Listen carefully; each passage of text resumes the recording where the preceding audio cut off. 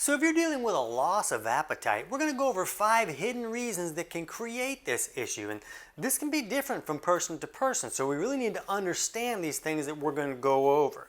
And when we're looking at a loss of appetite, it's really about signals that are coming from the body. Like if you drop a bowling ball on your foot, you're going to get a signal from the body that says, yeah, I kind of wish you wouldn't do that again. And you're going to feel that pain. If your body's running out of fuel or nutrients, you're going to get a signal to be hungry. That hunger signal is not an idea that you came up with. That's a signal coming from your body. And same with loss of appetite. That's also a signal coming from your body. Loss of appetite is not always about signals that aren't working, so you're not getting that hunger signal like a lot of people are telling you. Sometimes the body could be sending you a signal and says, hey, don't send stuff down here. And when you research this topic, the answers that you find are really not helpful at all. So understand that I'm not a doctor. I'm not giving you any type of medical advice here. I'm just a schmuck professional comedian turned nutrition author because 23 different doctors couldn't help me fix my issues and get my voice back, so I had to dig for my own answers. And later on, once I understood what was going on and I was able to fix my digestion and get my voice back, I found everything that I used in the medical literature. Yet none of those 23 doctors knew any of that stuff. So sometimes we just need to search for our own answers. So this video is just about providing you with some educational material that'll help you understand the right questions to ask your doctor. So when we're looking at this loss of appetite and you start to research it, you're going to see a lot of associations between dyspepsia or indigestion. And it says it right there in the name. Indigestion is a lack of digestion. You'll also hear about it when we look at these studies here, and I'm going to put the links to all of these studies below. It's okay if I stand in front of these. You can't see them anyways. This is just to remind me what I wanted to tell you about, so don't get bent out of shape if I stand here. It's all going to be okay.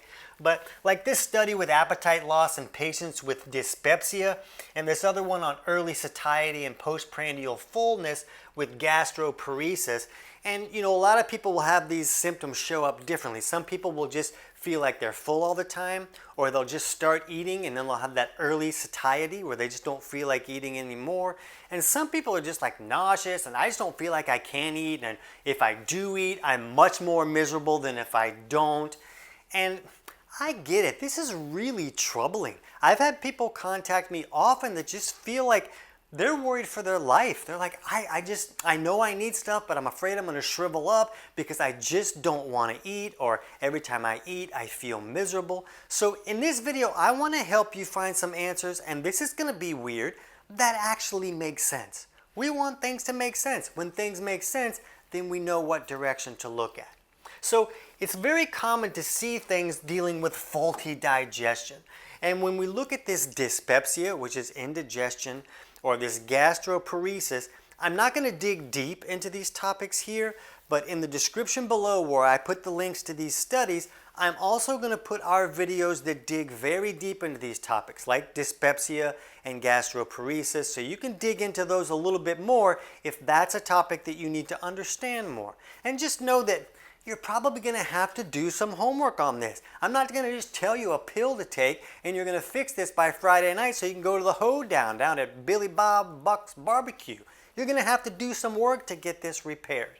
So when we're looking at these issues with faulty digestion, we need to quickly go over the major aspects of digestion that are supposed to take place so that we can digest our food correctly. So beyond all the chewing and the saliva and all these things, the main functions are here in the stomach should make just hydrochloric acid or stomach acid that helps us acidify the food so that it can start that breakdown process. And then once it's acidified, it comes down here into the duodenum, and when that hits there, that triggers the gallbladder to squirt alkaline bile down, and the bile helps us emulsify or break down our dietary fats. And it also signals the pancreas to squirt out the bicarb that helps us neutralize the acids that came from the stomach. It squirts out all these enzymes that help us break our food down further. And now there's a lot of other stuff that goes on down here that we'll talk about, but this is the main functions. This is what helps us break that food down so that we can get the nutrients out of that food. And when there's no stomach acid there, which is really common, millions of people are turning off stomach acid on a daily basis on purpose. But a lot of other people have things going wrong that restrict their ability to produce that stomach acid. And when that doesn't happen, that food has to process by rotting and fermenting. It has to break down some way so the body can at least get something. So that's how it does it, and that rotting and fermenting takes a lot longer than just acidifying. And so that delays its ability to leave the stomach. Remember, the stomach's job is to acidify the food and then send it out of the stomach, down here into the duodenum. So why would it send it out if it hasn't done step one? We go over into that in a lot of detail and talk about some studies in that video on gastroparesis and delayed gastric emptying, but we need to understand that that's a very common problem.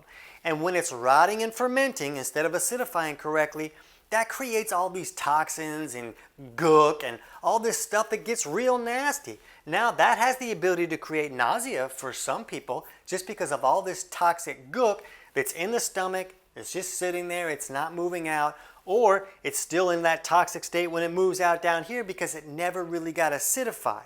So it takes a lot longer to break down.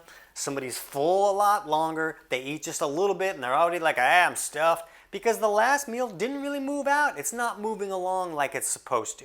So this stomach acid is a really big deal. Bile flow is another big deal. It's very common for someone's bile to become too thick and sticky to flow correctly, and then it's not going to come down and help us break down our dietary fats and mix with the stomach acid to really help us bust that food apart. And when that's the case, now these dietary fats are not going to be digested correctly. They can become rancid and make us feel a whole lot worse. So these functions are very important when someone doesn't really feel like eating correctly.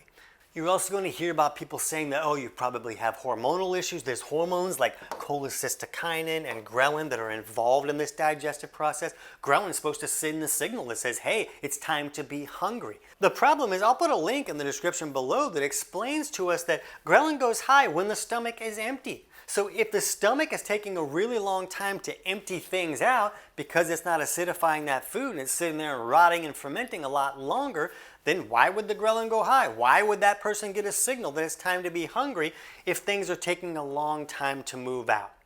People also have detoxification problems that just put a lot of filth and toxins in the system, which can make them feel nauseous and really not feel like eating at all. There's a link below to this study on dietary patterns and risk with gallbladder disease. And they say that gallbladder disease is most common disorder of the biliary system and most cases are asymptomatic. It is also one of the most common diseases affecting emergency room patients with epigastric pain, nausea, vomiting, abdominal pain, and loss of appetite.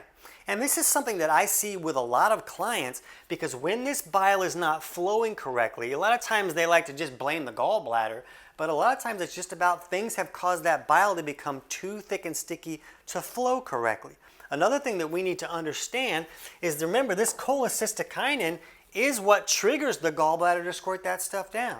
The cholecystokinin is what triggers the pancreas to squirt out those enzymes and that bicarb to help us digest our food correctly.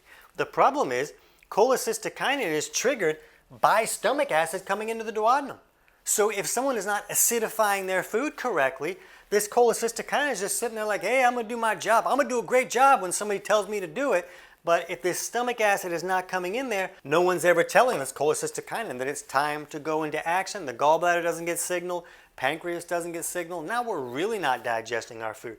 Now we're having all this filth accumulate because we know the liver filters out junk, and that's why you're going to see links below that describe why people with advanced liver issues are often going to have a loss of appetite because the liver doesn't have the ability to filter the toxins out of the body like it's supposed to. Now here's what a lot of people don't know. When the liver filters out junk, it puts a lot of those toxins into the bile. So now when the bile comes down the intestinal tract and moves through while we're digesting all our food, it's carrying those filth and toxins with it, and those filth and toxins go out the back door when we poop like a champion. So if that bile becomes too thick and sticky to flow, now those toxins aren't going out. Now the liver is getting overwhelmed because it has to filter out the same toxins all over again, and that's creating problem for the livers. But now this person really can't detoxify, and all that junk is accumulating in the body. They start to feel nauseous, and the body can be saying like, don't send more things down here. I'm still dealing with the last mess you sent down here. Please don't send more. And that can be a signal that we're receiving as, I don't really feel like eating. So in a lot of cases, this liver and gallbladder issues can go hand in hand, and when we can thin out the bile so that it can flow better, now that can help the gallbladder function better. That helps the liver function because it's not filtering out the same stuff over and over again. So those things can be very helpful, but can be a big problem when things are going wrong.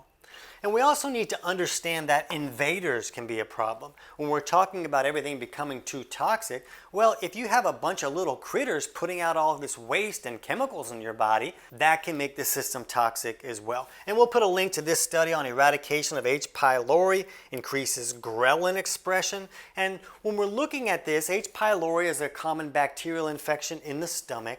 And we see in a lot of cases from this study that the higher the H. pylori situation is, the less the ghrelin is going to be active. Well, that makes sense because H. pylori has the ability to restrict someone's ability to acidify their stomach, either by turning off stomach acid or by the waste and stuff that they're putting out being alkaline and neutralizing that stomach acid.